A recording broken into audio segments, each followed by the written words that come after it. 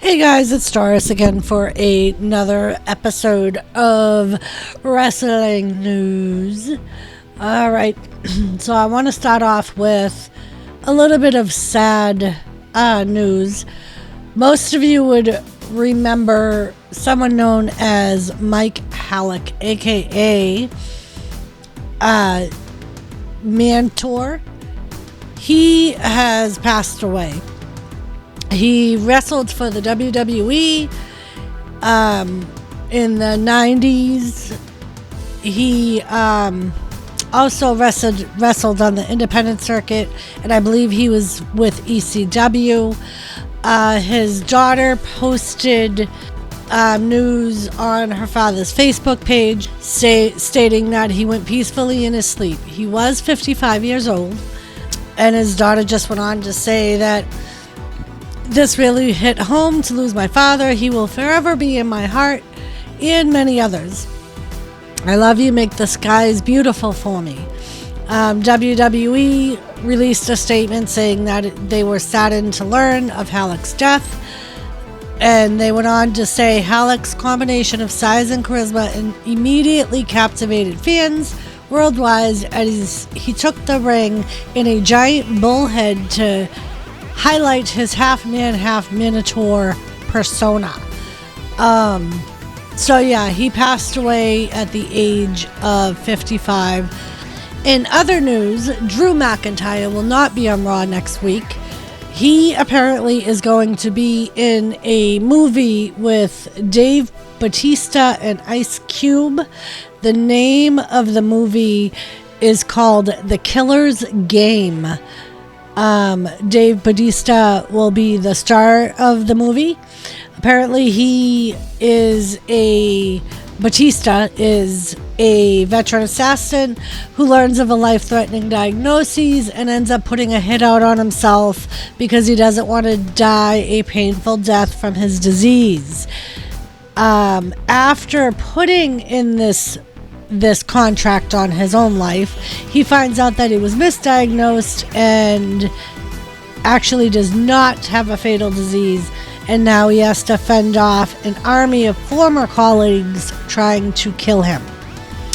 It's not clear yet what role McIntyre will play in this, but this will be his very first Hollywood movie. So bully for Drew McIntyre. Sad for us that we won't get to see him Monday, but good for him. And in other WWE news, we will be seeing Carlito soon. Apparently he has re-signed a deal with WWE. We saw him at Backlash when he helped the LWO. Apparently, he was supposed to make his debut last week, but the higher-ups were afraid that his return would take away from the tribal court. So what they do, he's still going to return. They've just pushed it out a little bit, and no new date has been picked for him to make his debut.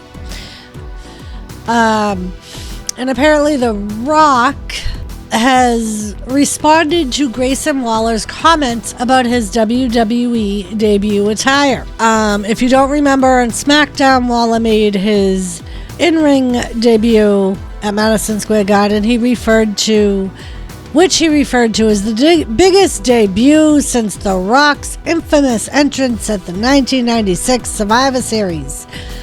Waller shared a video of himself mocking The Rock's attire on his Twitter from The Rock's attire from that Survivor Series. In response, The Rock has joined the banter, admitted that the outfit was indeed cringeworthy. However, he playfully shifted the blame onto Triple H, WWE Chief Content Officer, who was actually on the opposing team during the Survivor Series match. The Rock humorously pointed out that the outfit idea was Triple H's doing. Waller didn't back down and fired back at The Rock, inviting him to be a guest on the Grayson Waller Effect. Waller playfully used classic yard insults referring to The Rock's appearance and hairstyle, while still extending the invitation for collaboration.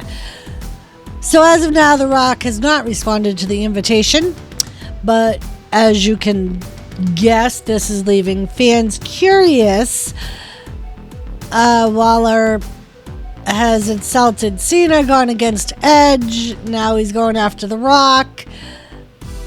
If you remember right, we saw this a few years ago when someone was trying to kill legends. A little bit on the AEW side of things. The Owen Hart tournament are going to be booked for Collision. So for the Owen Hart tournament, we will see Ruby Soho wrestle in her second finals in a row. Also, CM Punk will throw down with Ricky Starks. So yeah, that is for the episode of Collision this week. They do not say who Ruby Soho will be facing, so we can expect a either big debut or a big return. And the AEW finals for the tag team division, for the tag team tournament, MJF and Cole were placed together in a tag team. It wasn't supposed to work. And now they are in line for the possibility to get a shot at FTR's AEW tag team titles. Adam Cole and MJF were able to pull off the victory this week on Dynamite. Sammy Guevara and Daniel Garcia brought it to their match and won as well. That set up the finals for the AEW's latest tournament. So it will be Cole and MJF versus Sammy Guevara and Daniel Garcia. And that will be on the 29th on Collision. Also in AEW news, apparently Brody King is being buried by fans after an anti-police post. Apparently he implied that he wants to hang all police officers. Basically, he posted a picture of the big boss man in uniform being hung, and on the top it says all cops are big boss man. And a lot of his fans or wrestling fans are getting on his case about it. So he's getting a lot of heat from it.